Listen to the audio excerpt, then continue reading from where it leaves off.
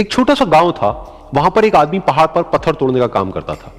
उसको अपनी जिंदगी से कोई गिला शिकवा नहीं था। पूरा दिन वो काम करता, मेहनत करता, दिन के एंड में जो थोड़ा बहुत पैसा मिलता वो जा करके अपने परिवार के साथ में थोड़ा सा टाइम स्पेंड करता और चैन से सो जाता। तो एक दिन रोज की तरह वो अपना काम खत्म करके अपने घर की तरफ जा रहा था, तो रास्ते में चलते चलते उसके मन में ख्याल आया कि ये भी कोई जिंदगी है कि सुबह से शाम तक मैं पत्थर तोड़ने का काम करता हूं और एंड में मेरे को थोड़े से पैसे मिलते हैं, जिसमें मुश्किल से मेरा और मेरे परिवार का गुजारा हो पाता है। काश कुछ ऐसा हो जाए कि कहीं से मुझे कोई ऐसी शक्ति मिल जाए कि जो भी मैं चाहता हूं वो सच हो जाए।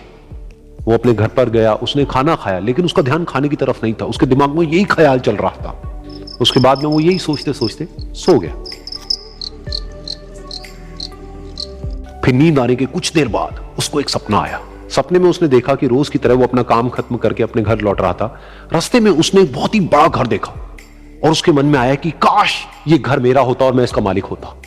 और उसके सोचते ही वो उस घर का मालिक बन गया। उसको यकीन ही नहीं हो रहा था कि जो उसने सोचा वो बन चुका है। लेकिन उसकी खुशी ज्यादा देर नहीं टिक पाई, क्योंकि उसको एकदम से एक शोर सुनाई दिया। उसने अपने घर के बाहर देखा कि एक बहुत बड़ी रैली निकल रही है, जिसमें बीचों बीच एक पॉलिटिशियन है जो ऐसे ऐसे हाथ हिला रहा है। और वहां पर जितने भी लोग खड़े थे सब उसके नाम के नारे लगा रहे थे, उसके आगे हाथ जोड़ करके खड़े थे, सब उसको देखने के लिए तड़प रहे थे। तब उसको यह एहसास हुआ कि मैं कितना छोटा हूं उसके आगे। और फिर उसके अंदर से एक ख्याल उठा कि काश मैं ये पॉलिटिशियन होता और मेरे पास भी इतनी ही पावर होती जितनी कि इसके पास में है। बस उसका इतना सा सोचने की देर थी, वो पॉलिटिशियन बन गया। उसकी खुशी का ठिकाना नहीं था, क्योंकि उसके आसपास में हजारों लोगों की भीड़ थी और सब उसको देखने के लिए तरस रहे थे, तड़प रहे थे। लेकिन उसकी ये खुशी भी ज्यादा देर नहीं टिक पाई। धूप बहुत ही तेज थी और उस पॉलिटिशियन को आदत नहीं थी इतनी गर्मी में रहने की। तो उस धूप की वजह से उसको चक्कर आ गए और वो बेहोश होकर के गिर गया। फिर उसको एहसास हुआ कि ये पॉलिटिशियन सबसे ताकतवर नहीं है, ये जो सूरज है ये सबसे ताकतवर है। और उसके मन में आया कि काश मैं ये सूरज बन जाऊं तो मेरे आगे कोई नहीं टिक पाएगा। और उसका इतना सा सोचने की देर थी और वो सूरज बन गया।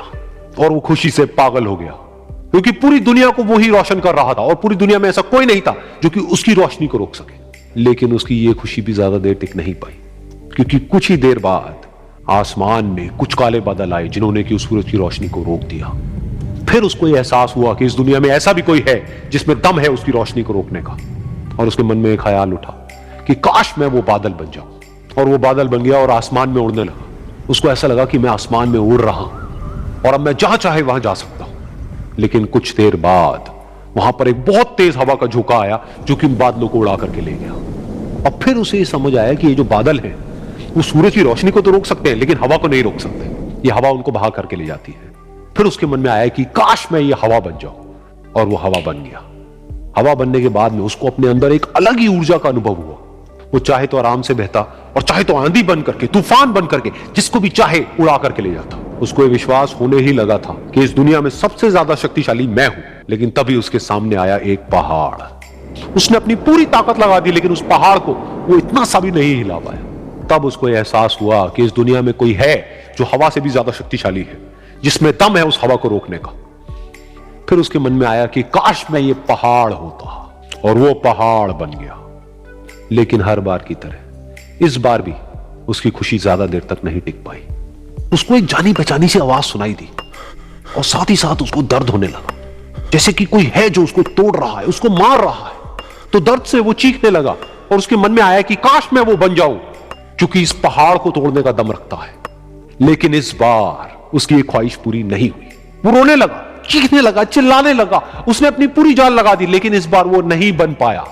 उसका दर्द बढ़ता ही चला जा रहा था और दर्द की वजह से एकदम से उसकी नींद खुली और सामने शीशा था। उसने शीशे में देखा और उसको समझ आया कि सपने में मैं वो क्यों नहीं बन पा रहा था जो मैं बनना चाहता था, क्योंकि असलियत में मैं वो ही हूं।